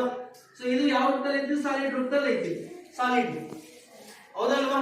ನೆಕ್ಸ್ಟ್ ಇದು ಯಾವ ರೂಪದಲ್ಲಿ ಐತಿ? ಇದು ಲಿಕ್ವಿಡ್ ರೂಪದಲ್ಲಿ ಐತಿ. ಯಾವುದು? ನೀರು. ಲಿಕ್ವಿಡ್ ರೂಪದಲ್ಲಿ ಐತಿ. ಇದು ಯಾವ ರೂಪದಲ್ಲಿ ಐತಿ? ಇದು ಜಲೀಯ ದ್ರಾವಣ ಅಂತ ಕರಿತೀವಿ. ಇಟ್ ಮೀನ್ಸ್ ಅಕ್ವೇ ಸೊಲ್ಯೂಷನ್ ಅಂತ ಕರಿತೀವಿ. ಅಕ್ವೇಸ್ ಅಥವಾ ಜಲೀಯ ದ್ರಾವಣ ಅಂತ ಹೇಳಿದ್ರೆ ಯಾವುದೇ ಒಂದು ವಸ್ತು ನೀರಿನಲ್ಲಿ ದ್ರಾವಣವನ್ನು ಉಂಟು ಮಾಡಿದ್ರೆ ಅದನ್ನು ನಾವೇನಂತ ಕರಿತೀವಿ? ಜಲೀಯ ದ್ರಾವಣ ಅಂತ ಕರಿತೀವಿ. ಇಂಗ್ಲಿಷ್ನಲ್ಲಿ ಅಕ್ವೇಸ್ ಸೊಲ್ಯೂಷನ್ ಅಂತ ಕರಿತೀವಿ. ಯಾವುದೇ ವಸ್ತು ನೀರಿನಲ್ಲಿ ದ್ರಾವಣವನ್ನು ಉಂಟು ಮಾಡಿದ್ರೆ ಅದನ್ನು ನಾವು ಏನಂತ ಕರಿತೀವಿ? ಅದನ್ನ ಜಲೀಯ ದ್ರಾವಣ. ಇದನ್ನ ನಾವು ಶಾರ್ಟ್ ಫಾರ್ಮ್ ಅಲ್ಲಿ ಅಂತ ಕರಿತೀವಿ AQ, ಅಕ್ವೇಸ್ ಅಂತ ಕರಿತೀವಿ. ಹೌದಲ್ವಾ? ಓಕೆ. ಇದು ಸಾಲಿಡ್ ರೂಪದಲ್ಲಿ ಇತ್ತು, ಇದು ಲಿಕ್ವಿಡ್ ರೂಪದಲ್ಲಿ ಇತ್ತು. ಈಗ ಏನಾಯ್ತದು? ಜಲೀಯ ದ್ರಾವಣ ಆಯಿತು. ಸ್ಥಿತಿ ಬದಲಾಯಿತು, ಬಣ್ಣದಲ್ಲಿ ಬದಲಾಯಿತು ಅಲ್ವಾ? ಉಷ್ಣ ಬಿಡುಗಡೆ ಆಯಿತು. ರೈಟ್? ರಾಸಾಯನಿಕ ಕ್ರಿಯೆ ನಡೆದಿದೆ ಅಂತ ಅರ್ಥ. ಈಗ ರಾಸಾಯನಿಕ ಕ್ರಿಯೆ ಅಂದ್ರೆ ಏನಂತ ಗೊತ್ತಾಯ್ತು. ಈಗ ಎರಡನೇ ಏನದು? ರಾಸಾಯನಿಕ ಸಮೀಕರಣಗಳನ್ನ ಬರೆಯೋದು. ನೋಡಿ, ಇಲ್ಲಿ ಒಂದು ವಸ್ತು ಬರೆದ್ಮೇಲೆ ಎಡಗಡೆ ಇರ್ಬೋದು, ಬಲಗಡೆ ಇರ್ಬೋದು. ಅಂದ್ರೆ ಇಟ್ ಮೀನ್ಸ್ ಫಾರ್ ಎಕ್ಸಾಂಪಲ್ ಒಂದಕ್ಕಿಂತ ಹೆಚ್ಚು ಪ್ರತಿವರ್ತಕಗಳಿದ್ರೆ ಅಲ್ಲಿ ಪ್ಲಸ್ ಚಿಹ್ನೆಯನ್ನ ಬಳಸಬೇಕು. ಇಲ್ಲಿ ಬಳಸಿದೀವಲ್ಲ, ಇಲ್ಲಿ ನೋಡಿ ಎರಡನೇದು ಇಲ್ಲಿ ಪ್ಲಸ್ ಬಳಸಿದ್ವಿ, ಇಲ್ಲಿ ಎರಡನೇದು ಇಲ್ಲಿ ಪ್ಲಸ್ ಬಳಸಿದ್ವಿ, ಹೌದಲ್ವಾ? ಇಲ್ಲಿ ಇಲ್ಲಿ ಕೂಡ ಎರಡನೇದು ಸಾರಿ ಇಲ್ಲಿ ಒಂದೈತೆ, ನಾನು ಇಲ್ಲಿ ಪ್ಲಸ್ ಬಳಸಿಲ್ಲ. ಇಲ್ಲಿ ನೋಡಿ ಇಲ್ಲಿ ಆಗಲೇ ಒಂದು ಬರೆದ್ರಿ. For example carbon plus O2 gives rise to carbon dioxide. ನೋಡಿ ಇಲ್ಲಿ ಒಂದೇ ಇರೋದು, ಅಲ್ಲಿ ಪ್ಲಸ್ ಬರೋದಿಲ್ಲ. ಒಂದಿದ್ರೆ ಒಂದಕ್ಕಿಂತ ಹೆಚ್ಚಿದ್ರೆ ನಾವು ಅವೇನ್ ಮಾಡ್ತೀವಿ, ಇಲ್ಲಿ ಪ್ಲಸ್ ಅನ್ನ ಬರೀತೀವಿ. ಅದು ಎಡಗಡೆ ಇರಬಹುದು, ಬಲಗಡೆ ಇರಬಹುದು. ಫಾರ್ ಎಕ್ಸಾಂಪಲ್ CaCO3 ಇದೇನಿದು? ಕ್ಯಾಲ್ಸಿಯಂ ಕಾರ್ಬೊನೇಟ್, ಸುಣ್ಣದ ಕಲ್ಲು, ಹೌದಲ್ವಾ? ಇದರ ಸೂತ್ರ ಏನು? CaCO3 ಅಲ್ವಾ? ಇದು ಒಂದೇ ಇರೋದು, ಹೌದಲ್ವಾ? ಇದು ವಿಭಜನೆ ಒಂದಿಟ್ಟು ಏನಾಗುತ್ತೆ? ಸುಣ್ಣದ ಪುಡಿ ಪ್ಲಸ್ ಕಾರ್ಬನ್ ಡೈಆಕ್ಸೈಡ್ ಬಿಡುಗಡೆ ಆಗಿದೆ. ನೋಡಿ ಇಲ್ಲಿ ಎರಡು ಹಾಗೆ ಪ್ಲಸ್ ಬರುತ್ತೆ. ಹಾಗಾಗಿ ಯಾವುದೇ ವಸ್ತುಗಳ ನಡುವೆ ಅಂದ್ರೆ ವಸ್ತುಗಳು ಒಂದಕ್ಕಿಂತ ಜಾಸ್ತಿ ಇದ್ದಾಗ ಅದು ಪ್ರತಿವರ್ತಕ ಇರಬಹುದು, ಉತ್ಪನ್ನ ಇರಬಹುದು, ಆ ವಸ್ತುಗಳ ನಡುವೆ ಪ್ಲಸ್ ಚಿಹ್ನೆಯನ್ನು ತೋರಿಸ್ತೀವಿ. ಅದಾದ್ಮೇಲೆ ಅಂದ್ರೆ ಎಲ್ಲಾ ಪ್ರತಿವರ್ತಕಗಳು ಮುಗಿದ ಮೇಲೆ ಏನ್ ಬರೀತೀವಿ? ಅಲ್ಲಿ ಬಾಣದ ಗುರುತನ್ನ ಬರೀತೀವಿ. ಬಾಣದ ಗುರುತನ್ನ ಬರೆದ ಮೇಲೆ ಉತ್ಪನ್ನಗಳನ್ನು ಬರೀತೀವಿ. ಉತ್ಪನ್ನಗಳು ಒಂದಕ್ಕಿಂತ ಜಾಸ್ತಿ ಇದ್ರೆ ಅಲ್ಲಿ ಪ್ಲಸ್ ಚಿಹ್ನೆಯನ್ನ ಬಳಸ್ತೀವಿ. ಅದರ ಜೊತೆಗೆ ಇಟ್ ಮೀನ್ಸ್ ಪ್ರತಿವರ್ತಕಗಳ ಒಂದು ಸ್ಥಿತಿ, ಉತ್ಪನ್ನಗಳ ಸ್ಥಿತಿಯನ್ನು ಕೂಡ ನಾವು ಮೆನ್ಷನ್ ಮಾಡ್ತೀವಿ. ಅದು ಸಾಲಿಡ್ ಆಗಿದ್ರೆ ಎಸ್ ಅಂತ ಬರೀತೀವಿ, ಅಂದ್ರೆ ಘನ ರೂಪದಲ್ಲಿ ಇದ್ರನ್ನ ಎಸ್ ಅಂತ ಬರೀತೀವಿ, ದ್ರವ ರೂಪದಲ್ಲಿ ಇದ್ರನ್ನ ಎಲ್ ಅಂತ ಬರೀತೀವಿ, ರೈಟ್? ಅದು ಅಕ್ವೇಸ್ ಆಗಿದ್ರೆ ಅದನ್ನ AQ ಅಂತ ಬರೀತೀವಿ, ರೈಟ್? ಅದು ಅನಿಲ ಆಗಿದ್ರೆ ಅದನ್ನ ಸ್ಮಾಲ್ g ಅಂತ ರೆಪ್ರೆಸೆಂಟ್ ಮಾಡ್ತೀವಿ. ಈಗ ಫಾರ್ ಎಕ್ಸಾಂಪಲ್ ಕಾರ್ಬನ್ ಡೈಆಕ್ಸೈಡ್, ಇದು ನಾವು ಸ್ಮಾಲ್ g, ಇದು ಗ್ಯಾಸಿಯಸ್ ಫಾರ್ಮ್. ಇದು ಹಿಂಗಾದ್ರೂ ಬರೀತೀವಿ, ಇಲ್ಲ ಬಾಣದ ಗುರುತನ್ನ ತೋರಿಸ್ತೀವಿ, ಯಾವ್ದಾದ್ರು ಒಂದು ಬರೀತೀವಿ. ಅಂದ್ರೆ ಬಾಣದ ಗುರುತನ್ನ ಯಾಕೆ ತೋರಿಸಿದೀವಿ? ಬಾಣದ ಗುರುತನ್ನ ಯಾಕೆ ತೋರಿಸಿದೀವಿ ಅಂದ್ರೆ ಅದು ಹೋಗೈತೆ ಅಂತ, ಅದು ಇಲ್ಲಿಲ್ಲ, ಅದು ಹೋಗೈತೆ ಅಂತ, ರೈಟ್? ಬಾಣದ ಗುರುತನ್ನ ನಾವು ಯಾಕೆ ತೋರಿಸಿದೀವಿ ಅಂದ್ರೆ ನಮ್ಮ ಹತ್ರ ಇಲ್ಲ, ಅದು ಹೋಗೈತೆ ಅಂತ. ಕಾರ್ಬನ್ ಡೈಆಕ್ಸೈಡ್ ಅನಿಲ ಯಾವುದೇ ಅನಿಲ ಇರೋದಿಲ್ಲ, ಹೋಗ್ಬಿಡುತ್ತೆ, ಗಾಳಿ ಸೇರ್ಕೊಂಡ್ಬಿಡುತ್ತೆ. ಹಾಗಾಗಿ ನಾವು ಬಾಣದ ಗುರುತನ್ನು ತೋರಿಸ್ತೀವಿಲ್ಲ, ಅದರ ಸ್ಟೇಟ್ ಅಂದ್ರೆ ಸ್ಮಾಲ್ g ಅಂತ ತೋರಿಸ್ತೀವಿ. ಓಕೆನಾ? ಇದು ಕಡೆ ತೋರಿಸ್ತೀವಿ, ಹಿಂಗೆ ತೋರಿಸ್ತೀವಿ. ನೋಡಿ ಆಗ ಇಲ್ಲಿ ತೋರಿಸಿದ್ರೆ ನೋಡಿ, ಇಲ್ಲ ಐತೆ ನೋಡಿ, ಚೆನ್ನಾಗೈತಿ, ಇದು ಕೆಳಗೆ ತೋರಿಸ್ತೀವಿ, ಇಲ್ಲ ಇಲ್ಲೇ ಐತಿ, ಮ್ಯಾಕ್ ತೋರಿಸಿದೀವಿ ಅಂದ್ರೆ ಅದು ಹೋಗೈತೆ, ರೈಟ್? ಓಕೆ. ಈಗ ನೋಡಿ ಸ್ಥಿತಿಗಳನ್ನ ನಾವು ನೋಡಿದ್ವಿ. ಅದು ಸಾಲಿಡ್ ಆಗಿದ್ರೆ ಎಸ್ ಅಂತ ಬರೀತೀವಿ, ಲಿಕ್ವಿಡ್ ಆಗಿದ್ರೆ ಅದನ್ನ ಎಲ್ ಅಂತ ಬರೀತೀವಿ, ಅದು ಗ್ಯಾಸಿಯಸ್ ಆಗಿದ್ರೆ ಅದನ್ನ ಸ್ಮಾಲ್ g, ಅನಿಲ ಆಗಿದ್ರೆ ಅದನ್ನ ಸ್ಮಾಲ್ g ಅಂತ ಬರೀತೀವಿ. ಸೊ ಇಕ್ವೇಶನ್ ಬರೆಯೋದು ಹೇಗೆ ಅಂತ ಗೊತ್ತಾಯ್ತು, ಸಮೀಕರಣ ಬರೆಯೋದು ಹೇಗೆ ಅಂತ ಗೊತ್ತಾಯ್ತು, ರಾಸಾಯನಿಕ ಕ್ರಿಯೆ ಅಂತ ಗೊತ್ತಾಯ್ತು, ರಾಸಾಯನಿಕ ಸಮೀಕರಣ ಬರೆಯೋದು ಏನಂತ ಗೊತ್ತಾಯ್ತು. ರಾಸಾಯನಿಕ ಸಮೀಕರಣ ಏನು ಅನ್ನೋದು ಏನ್ ಸರ್ ಕೇಳ್ತಾ ಇದ್ದೀವಿ? ರಾಸಾಯನಿಕ ಕ್ರಿಯೆಯನ್ನ ಅರ್ಥ ಮಾಡ್ಕೊಳ್ಳಿಕ್ಕೆ ರಾಸಾಯನಿಕ ಸಮೀಕರಣಗಳು ಬೇಕು. ಅರ್ಥ ಆಗ್ತಿದೆಯಲ್ಲ? Very simple. ರಾಸಾಯನಿಕ ಕ್ರಿಯೆಯನ್ನ ಅರ್ಥ ಮಾಡ್ಕೋಬೇಕಾದ್ರೆ ನಮಗೆ ರಾಸಾಯನಿಕ ಸಮೀಕರಣಗಳು ಬೇಕು. ರಾಸಾಯನಿಕ ಕ್ರಿಯೆಗೆ ಬ್ಯಾಕ್ಬೋನ್ ಯಾವ್ದಪ್ಪ ಅಂದ್ರೆ ರಾಸಾಯನಿಕ ಸಮೀಕರಣ. ರಾಸಾಯನಿಕ ಸಮೀಕರಣದ ಮೂಲಕ ರಾಸಾಯನಿಕ ಕ್ರಿಯೆ ಹೇಗೆ ನಡೆದತ್ತೆ, ವಸ್ತುಗಳ ನಡುವೆ ಯಾವ ರೀತಿ ಪ್ರತಿವರ್ತಿಸಿ ಹೊಸ ವಸ್ತು ಬಂದತ್ತೆ ಅನ್ನೋದನ್ನು ನಾವು ಸಂಪೂರ್ಣವಾಗಿ ಅರ್ಥ ಮಾಡ್ಕೋಬೇಕಪ್ಪ ಅಂದ್ರೆ ನಮಗೆ ಈ ರಾಸಾಯನಿಕ ಸಮೀಕರಣಗಳು ಬೇಕು, ಹೌದಲ್ವಾ? ರಾಸಾಯನಿಕ ಸಮೀಕರಣ ಅಂದ್ರೆ ಏನು?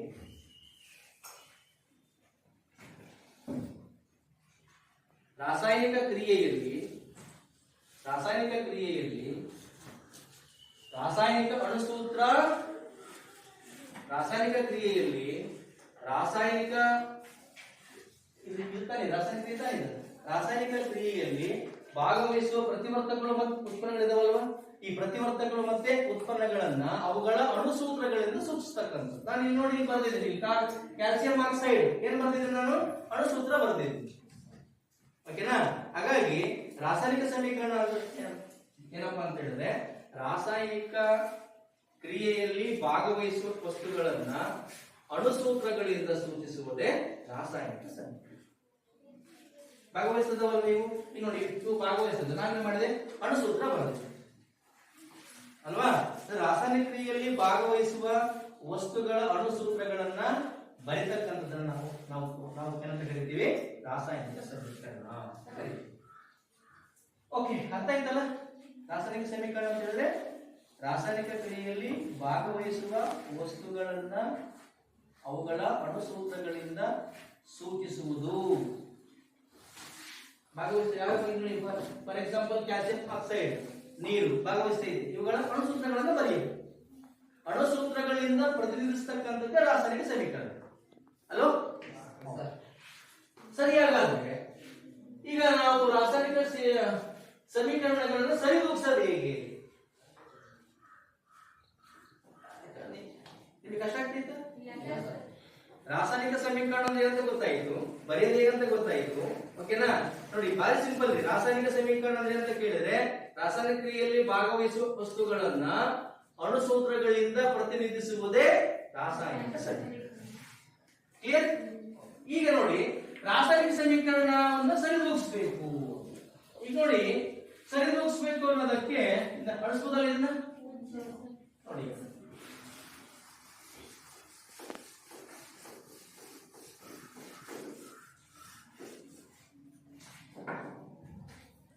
ಫಾರ್ ಎಕ್ಸಾಂಪಲ್ ಇದನ್ನೇ ಇಲ್ಲಿ ಬರೀತೀನಿ. ಕ್ಯಾಲ್ಸಿಯಂ ಆಕ್ಸೈಡ್ ಪ್ಲಸ್ ವಾಟರ್, ಬಾಣದ ಗುರುತು ಕ್ಯಾಲ್ಸಿಯಂ ಹೈಡ್ರಾಕ್ಸೈಡ್. ಇದು ಕಚ್ಚಾ ಸಮೀಕರಣ. ಕಚ್ಚಾ ಸಮೀಕರಣ ಅಂತ ಹೇಳಿದ್ರೆ ಒಂದ್ ಕಡೆಗೆ ಜಾಸ್ತಿ ಆಗಿ ಇನ್ನೊಂದು ಕಡೆಗೆ ಪರಮಾಣುಗಳು ಜಾಸ್ತಿ ಆಗಿದಾವೆ, ಇನ್ನೊಂದು ಕಡೆ ಪರಮಾಣುಗಳು ಕಮ್ಮಿ ಆಗಿದಾವೆ ಅಂತ ಹೇಳಿದ್ರೆ ಅದನ್ನ ಕಚ್ಚಾ ಸಮೀಕರಣ ಅಥವಾ ಸರಿದೂಗಿದೆ ಇರ್ತಕ್ಕಂಥ ಸಮೀಕರಣ ಅಂತ ಹೇಳ್ತೀವಿ. ಯಾಕೆ ಸರಿದೂಗಿಸ್ಬೇಕು ಅನ್ನೋದು ಪ್ರಶ್ನೆ. ಯಾಕೆ ಸರಿದೂಗಿಸ್ಬೇಕು ಅಂತ ಹೇಳಿ ಇಲ್ಲಿ ನೋಡಿ, ಇದು ಏನಿದು ಸಿ ಎ, ಇದು ಓ, ಇದೇನಿದು ಎಚ್, ಇದೇನಿದು ಓ, ಹೌದಲ್ವಾ? ಇಲ್ಲಿರ್ತಕ್ಕಂಥ ಪರಮಾಣುಗಳು ಇಲ್ಲಿ ಅವೇ ಪರಮಾಣುಗಳು ಇದಾವೆ. ಹೊಸ ವಸ್ತು ಬಂದಿರ್ಬೋದು, ಆದ್ರೆ ಹೊಸ ಪರಮಾಣುಗಳು ಬಂದಿಲ್ಲ, ಅವೇ ಪರಮಾಣುಗಳೇ ಬಂದಿದ್ದಾವೆ ಅಲ್ವಾ? ಸೇರ್ಕೊಂಡಿದ್ದಾವೆ. ಇಲ್ಲೂ ಸೇರ್ಕೊಂಡು ಹೊಸ ವಸ್ತು ಬಂದತೆ, ಆದ್ರೆ ಹೊಸ ಪರಮಾಣುಗಳು ಬಂದಿಲ್ಲ, ಹೌದಲ್ವಾ? ಅವೇ ಪರಮಾಣುಗಳು ಬಂದಿದ್ದಾವೆ. ಅಂದ್ರೆ ಇಲ್ಲಿ ಏನದಾವ ಅಂದ್ರೆ ಇಟ್ ಮೀನ್ಸ್ ಎಡಭಾಗದಲ್ಲಿರ್ತಕ್ಕಂಥ ಪರಮಾಣುಗಳು ಹೆಚ್ಚೇನದಾವೆ, ಬಲಭಾಗದಲ್ಲಿ ಅವೇ ಪರಮಾಣುಗಳಿದಾವೆ, ಹೌದಲ್ವಾ? ಹೊಸ ಪರಮಾಣುಗಳು ಏನು ಬಂದಿಲ್ಲ. ಹಾಗಾದ್ರೆ ಈಗ ಅಂದ್ರೆ ನಾವು ರಾಶಿ ಸಂರಕ್ಷಣಾ ನಿಯಮ ಅಂದ್ರೆ ರಾಶಿಯನ್ನು ನಾವು ಸೃಷ್ಟಿ ಮಾಡಕ್ಕೂ ಆಗಲ್ಲ, ರಾಸಾಯನಿಕ ಕ್ರಿಯೆಯಿಂದ ಅದನ್ನ ಲಯಗೊಳಿಸಕ್ಕೂ ಆಗಲ್ಲ. ಅರ್ಥ ಆಯ್ತಲ್ಲ? ಹಾಗಾಗಿ ಇಲ್ಲಿ ನೋಡಿ, ಹಾಗಾಗಿ ನಾವು ಎರಡೂ ಕಡೆಗೆ ಅವೇ ಪರಮಾಣು ಇರೋದ್ರಿಂದ ಎರಡೂ ಕಡೆಗೂ ಅದರ ತೂಕ ಒಂದೇ ಆಗಿರ್ಬೇಕು. ಈಗ ನಾವು ಇಲ್ಲಿ ಒಂದ್ ವೇಳೆ ನೋಡಿ, ಈಗ ಹೈಡ್ರೋಜನ್ ಎಷ್ಟದಾವ ಇಲ್ಲಿ? ಎಷ್ಟದಾವ ಇಲ್ಲಿ? ಎರಡದಾವ. ಇಲ್ಲಿ ಹೈಡ್ರೋಜನ್ ಎಷ್ಟದಾವ ಇಲ್ಲಿ? ಇಲ್ಲಿ ಎರಡದಾವ. ಹಾಗಾದ್ರೆ ಆಕ್ಸಿಜನ್ ಎಷ್ಟೈತೆ ಇಲ್ಲಿ? ಒಂದೇ. ಇಲ್ಲಿ ಎಷ್ಟದಾವ ಇಲ್ಲಿ? ಒಂದೇ. ಇದು ಎಷ್ಟೈತೆ? ಎರಡು. ಓಕೆನಾ? ಈಗ ನೋಡಿ, ಇಲ್ಲಿ ಕ್ಯಾಲ್ಸಿಯಂ ಎಷ್ಟೈತೆ? ಇಲ್ಲಿ ಒಂದೇ. ಇಲ್ಲಿ ಕ್ಯಾಲ್ಸಿಯಂ ಎಷ್ಟೈತೆ? ಒಂದು. ಇಲ್ಲಿ ಆಕ್ಸಿಜನ್ ಇಲ್ಲೊಂದೈತೆ, ಇಲ್ಲೊಂದೈತೆ, ಹೌದಲ್ವ? ಇಲ್ಲೊಂದು ಎಷ್ಟೈತೆ? ಇಲ್ಲಿ ಇಲ್ಲಿ ಇಲ್ಲಿ ಎಷ್ಟದಾವ? ಇಲ್ಲಿ ಎಷ್ಟದಾವ? ಇಲ್ಲಿ ವಾಯ್ಸ್ ಇದೆ, ಎರಡು ಐತೆ. ಎರಡು ಎಷ್ಟದಾವೆ? ಎರಡು. ಎರಡು ಎಷ್ಟದಾವ? ಇಲ್ಲಿ ಎರಡು.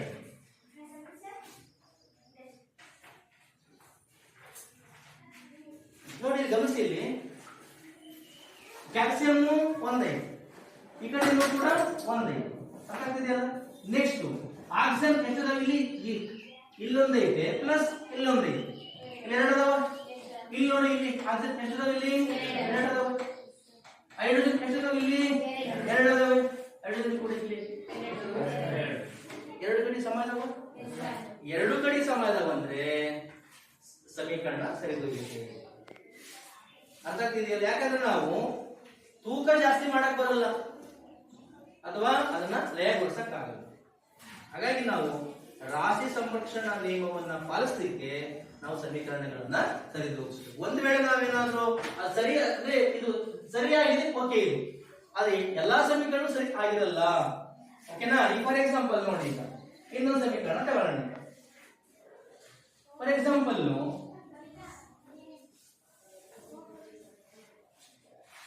ಮೆಗ್ನೀಷಿಯಂ.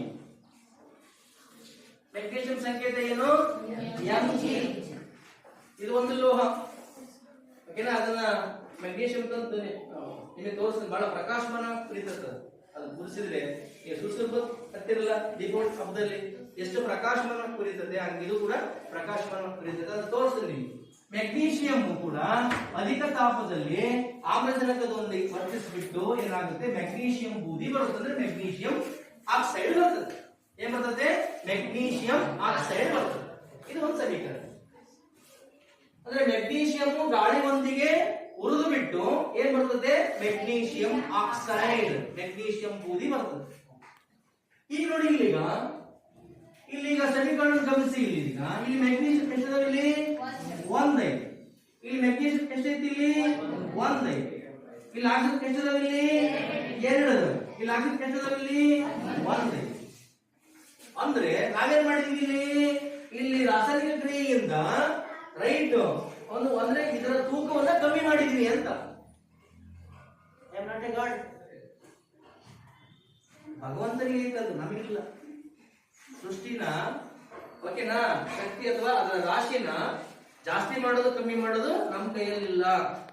ಓಕೆನಾ? ಹಾಗಾಗಿ ಇಲ್ಲಿ ನಾವು ಇದನ್ನ ಹಿಂಗೆ ಬಿಟ್ಬಿಟ್ರೆ ಏನಾಗ್ತದೆ?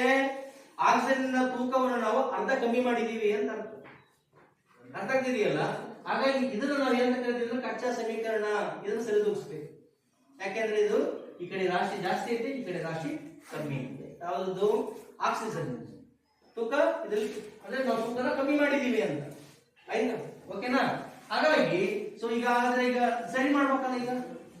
ಓಕೆನಾ? ಇದಕ್ಕೆ ನಾವೇನ್ ಮಾಡ್ಬಿಡ್ತೀವಿ ಅಂತ ಹೇಳಿದ್ರೆ ಇದು ಬಾಕ್ಸ್ ಹಾಕಿರ್ತೀವಿ. ಅಂದ್ರೆ ಈ ಬಾಕ್ಸ್ ಹೊರಗಡೆ ನಾವು ಸಂಖ್ಯೆಗಳನ್ನ ಹಾಕ್ಬೇಕು ಹೊರಗಡೆ, ಮತ್ತೆ ಇಲ್ಲೆಲ್ಲಿ ಸೇರ್ಸಂಗಿಲ್ಲ ನಾವು. ಓಕೆನಾ? ನೋಡಿ ಇಲ್ಲಿ ಆಕ್ಸಿಜನ್ ಇಲ್ಲಿ 1 ಐತೆ, ಇಲ್ಲಿ ಆಕ್ಸಿಜನ್ 2 ಅದಾವ.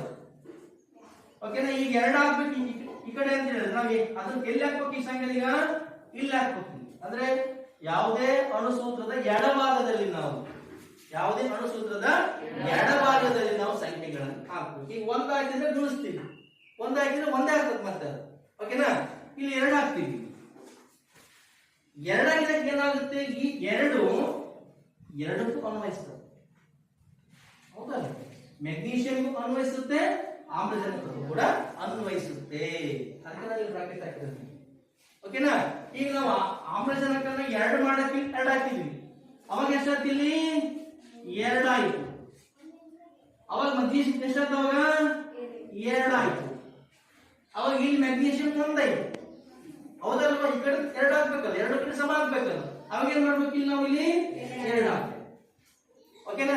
ಅವಾಗ ಏನಾಗ್ತದೆ? ಇಲ್ಲಿ ಅವಾಗ ಇಲ್ಲಿ 2 ನೋಡಿ. ಅವಾಗ ಮೆಗ್ನೀಷಿಯಂ 2, ಆಮ್ಲಜನಕ 2, ಸರಿ ಮೆಗ್ನೀಷಿಯಂ 2, ಮೆಗ್ನೀಷಿಯಂ 2 ಆಯ್ತು. 2 ಒಂದೇ 2 ಆಯ್ತು.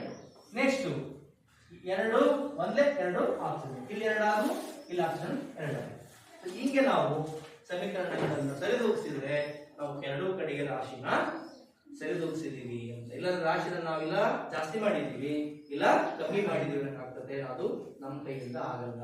ರಾಸಾಯನಿಕ ಕ್ರಿಯೆಯಿಂದ ಕೇವಲ ರಾಸಾಯನಿಕ ಕ್ರಿಯೆಯಿಂದ ಹೊಸ ವಸ್ತು ಬರುವುದೇ ಹೊರತು ಪರಮಾಣುಗಳ ರಾಶಿಯನ್ನು ನಾವು ಜಾಸ್ತಿ ಮಾಡೋದಾಗ್ಲಿ ಅಥವಾ ಕಮ್ಮಿ ಮಾಡೋದಾಗ್ಲಿ ನಮ್ಮ ಕೈಯಲ್ಲಿ ಇಲ್ಲ. ಅದಕ್ಕೆ ನಾವು ಅದನ್ನ ಸರಿದೂಗಿಸ್ತೀವಿ. ಹೆಂಗ್ ಸರಿದೂಗಿಸ್ಬೇಕಂತ ಗೊತ್ತಾಗ್ತದೆ. ಬಹಳ ಸಿಂಪಲ್. ನೀವು ಏನ್ ಮಾಡ್ಬೇಕಪ್ಪ ಅಂದ್ರೆ ಅವುಗಳ ಕೆಳಗಡೆ ನೀವು ಎಷ್ಟೆಷ್ಟದ ಅಷ್ಟು ನಂಬರ್ನ ಹಾಕಿರಿ. ನಿಮ್ಗೆ ಗೊತ್ತಾಗ್ತದೆ ಇದು ಮೆಗ್ನೀಷಿಯಂ ಎಷ್ಟದಾವ? ಇಲ್ಲಿ ಮತ್ತು 1 ಇತ್ತು, ಹೌದಲ್ವಾ? ಆಮೇಲೆ ಆಕ್ಸಿಜನ್ 2 ಇತ್ತು. ಅವಾಗ ನೀವು ಬರ್ಕೊಂಡಾಗ ಏನಾಗುತ್ತೆ? ನಿಮಗೆ ಯಾವ ಕಡೆ ಸಂಖ್ಯೆ ಕಮ್ಮಿ ಆಗಿದೆ ಅದನ್ನ ನೀವು ಸರಿ ಮಾಡ್ಕೊಂಡಾಗ ಅವಾಗ 2 ಕಡೆ ನಂಬರ್ ಸರಿ ಆದಾಗ ಅವಾಗ ನಿಮಗೆ ಇಕ್ವೇಶನ್ ಬ್ಯಾಲೆನ್ಸ್ ಆಗ್ತದೆ. ಒಂದು ನೀವೇ ಮಾಡ್ತಿರಲಿಲ್ಲ, ಈಗ ಒಂದು ಕೊಡ್ತೀನಿ ಮಾಡಿ. Okay,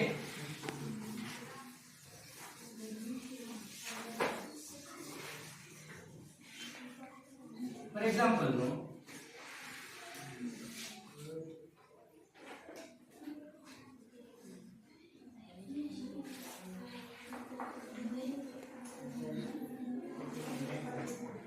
sodium oxide plus water gives rise to NaOH, sodium hydroxide, NaOH. ಇದು ಒಂದು ಸಮೀಕರಣ. ಇದು ಮಾಡಬೇಕು, ಏನು ಮಾಡಬೇಕು? Next another one, Na plus O2 gives rise to Na2O. ಸಮೀಕರಣಗಳು. ಮೊದಲನೇ ಸಮೀಕರಣ ಏನು? Na2O plus H2O gives rises to NaOH.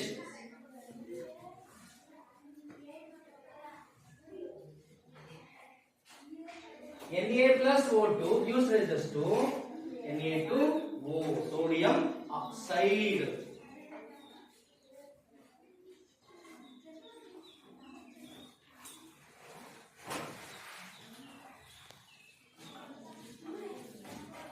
ನೋಡಿ, ಸೋಡಿಯಂ ಅನ್ನ ಸುಟ್ಟಾಗ ಸೋಡಿಯಂ ಆಕ್ಸೈಡ್ ಬಂತು. ಈ ಸೋಡಿಯಂ ಆಕ್ಸೈಡ್ ಅನ್ನ ನೀರಿಗೆ ಹಾಕಿದ್ರೆ ಸೋಡಿಯಂ ಹೈಡ್ರಾಕ್ಸೈಡ್ ಬಂತು.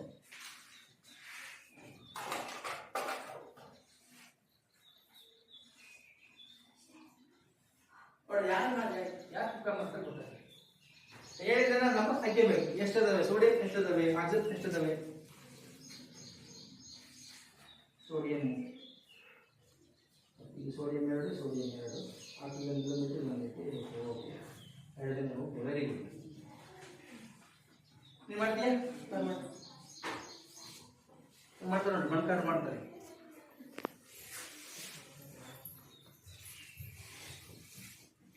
ಮಣ್ಕಾರ್ ಮಾಡ್ತಾರೆ ನೋಡಿ. ಈಗ ಹೆಂಗೆ ಕೇಳಿದ? ಸೋಡಿಯಂ ಎಷ್ಟದವ ಇಲ್ಲಿ? 2 ಅದಾವೆ. 2 ಹಾಕಿದ್ವಿ. ಇಲ್ಲಿ 2, ಇಲ್ಲಿ 2 ಹಾಕ್ತೀವಿ. ಇಲ್ಲಿ 2, ಇಲ್ಲಿ 2. ಇಲ್ಲಿ ಸಂಖ್ಯೆ ಬರೀ, ಇಲ್ಲಿ ಅದು ಸೂತ್ರದಲ್ಲಿ ಇರ್ತದೆ. ಈ ಕಡೆ 2 ಸೋಡಿಯಂ, ಈ ಕಡೆ 2 ಸೋಡಿಯಂ. ಓಕೆ, ಮತ್ತೆ ಇಲ್ಲೊಂದು ಆಕ್ಸಿಜನ್ ಐತಿ, ಇಲ್ಲೊಂದು ಆಕ್ಸಿಜನ್ ಐತಿ. ಇದು ಸೇರಿ 2 ಆಯ್ತು. ಇಲ್ಲಿ ಆಲ್ರೆಡಿ ಇಲ್ಲಿ ಎಷ್ಟದ?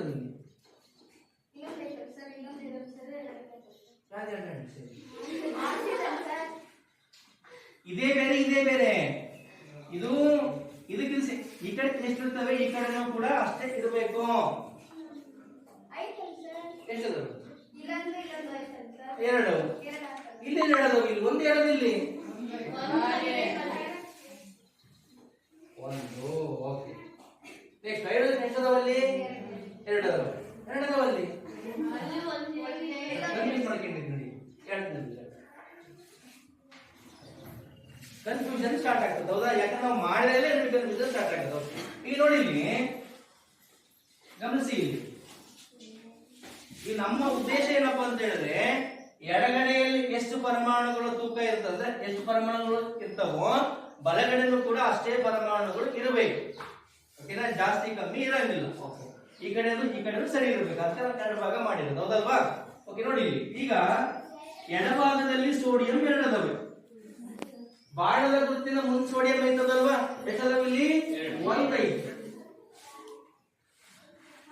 Na 1 ಇರ್ತಾನೆ ಇಲ್ಲಿ, ಸೋಡಿಯಂ 2 ಇರ್ತಾನೆ ಇಲ್ಲಿ.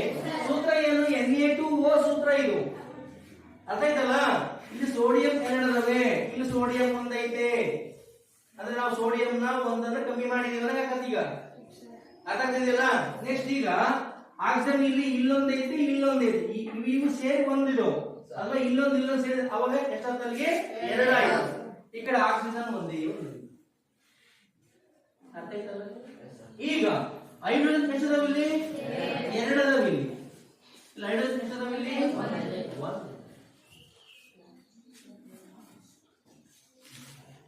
ಹೌದಾ?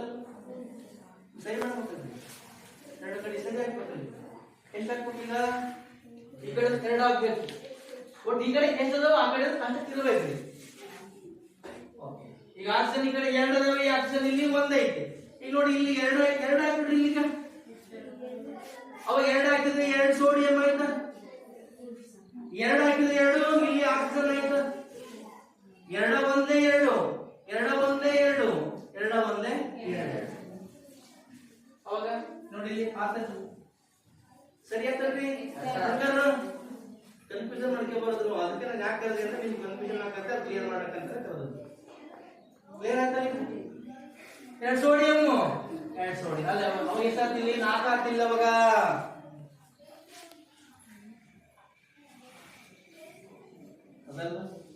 ಹಲೋ, ಮತ್ತೆ ನಾವು ಏನ್ ಮಾಡ್ಬೇಕು ಈಗ? ಸರಿ ಮಾಡ್ಬೇಕು, ಮತ್ತೆ ಸರಿದೂಗಿಸ್ಬೇಕಂದ್ರೆ ಈಗ. ಹಲೋ, ನೋಡಿ ಇಲ್ಲಿ Na2O plus H2O gives rise to sodium hydroxide ಅಂತ ಬರ್ದಿದ್ದೀನಿ. ಮತ್ತೆ ಟ್ರೈ ಮಾಡ್ರಿ.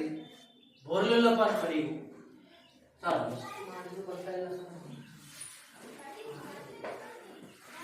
ಎಷ್ಟು ಹಾಕಿದ್ರು ಬರ್ತಾ ಇಲ್ಲ ಅಂತ ಹೇಳಿದ್ರೆ ನಾವೇನೋ ಸಮೀಕರಣದಲ್ಲಿ ಮಿಸ್ಟೇಕ್ ಮಾಡಿದ್ದೀವಿ. ಅರ್ಥ ಆಗ್ತಿದೆಯಲ್ಲ? ಹಲೋ, ಅರ್ಥ ಆಗ್ತಿದೆಯಲ್ಲ? ಇದನ್ನ ನಾನು ಆಮೇಲೆ ನೋಡೋಣ. ಇಲ್ಲಿ ಬನ್ನಿ, ಇದನ್ನ ಮಾಡಿ ನೋಡೋಣ. ಇದು ಬಹಳ ಸಿಂಪಲ್.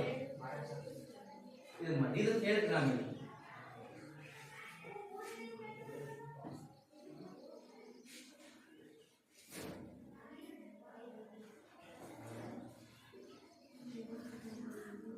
ಇದು ಮಾಡಿದ್ರೆ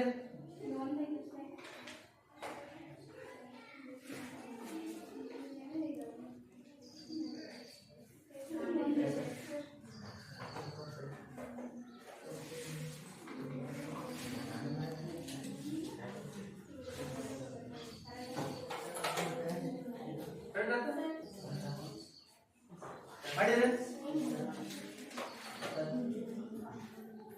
ಒಂದು ಸೋಡಿಯಂ, ಎರಡು ಸೋಡಿಯಂ ಅಂತದೆ. ಮತ್ತೆ ಇಲ್ಲೇ ಬರ್ತಿದೆ ಎರಡು, ಎಲ್ಲೈತಿ? ಮತ್ತೆ ಇಲ್ಲಿ ಒಂದೈತೆ.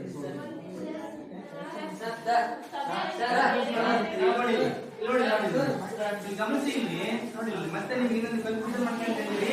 ಇಲ್ಲಿ ಗಮನಿಸಿ, ಇಲ್ಲಿ ಹೇಳ್ತದೆ ನೋಡಿ, ನೋಡಿ ನೋಡಿ ಇಲ್ಲಿ Na2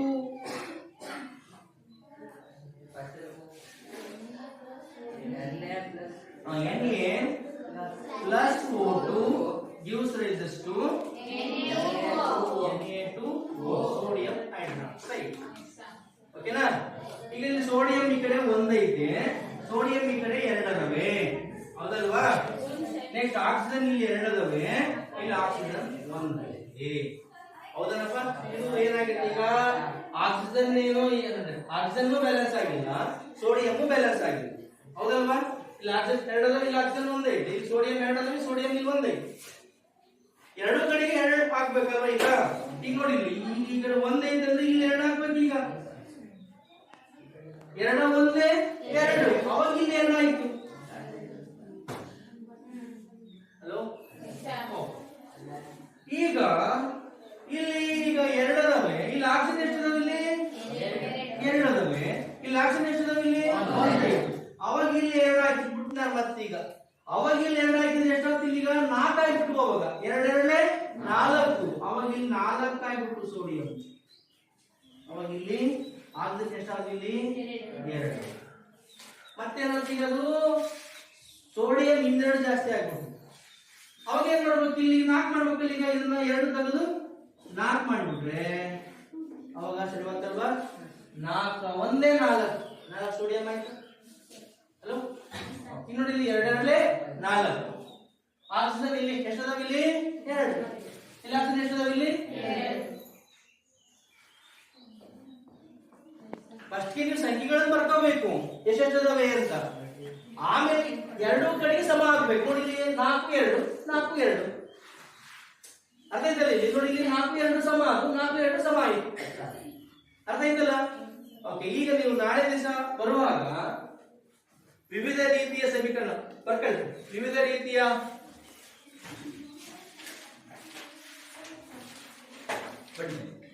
ರಾಸಾಯನಿಕ ಸಮೀಕರಣಗಳನ್ನ ಬರೆದು ವಿವಿಧ ಬಗೆಯ ರಾಸಾಯನಿಕ ಸಮೀಕರಣಗಳು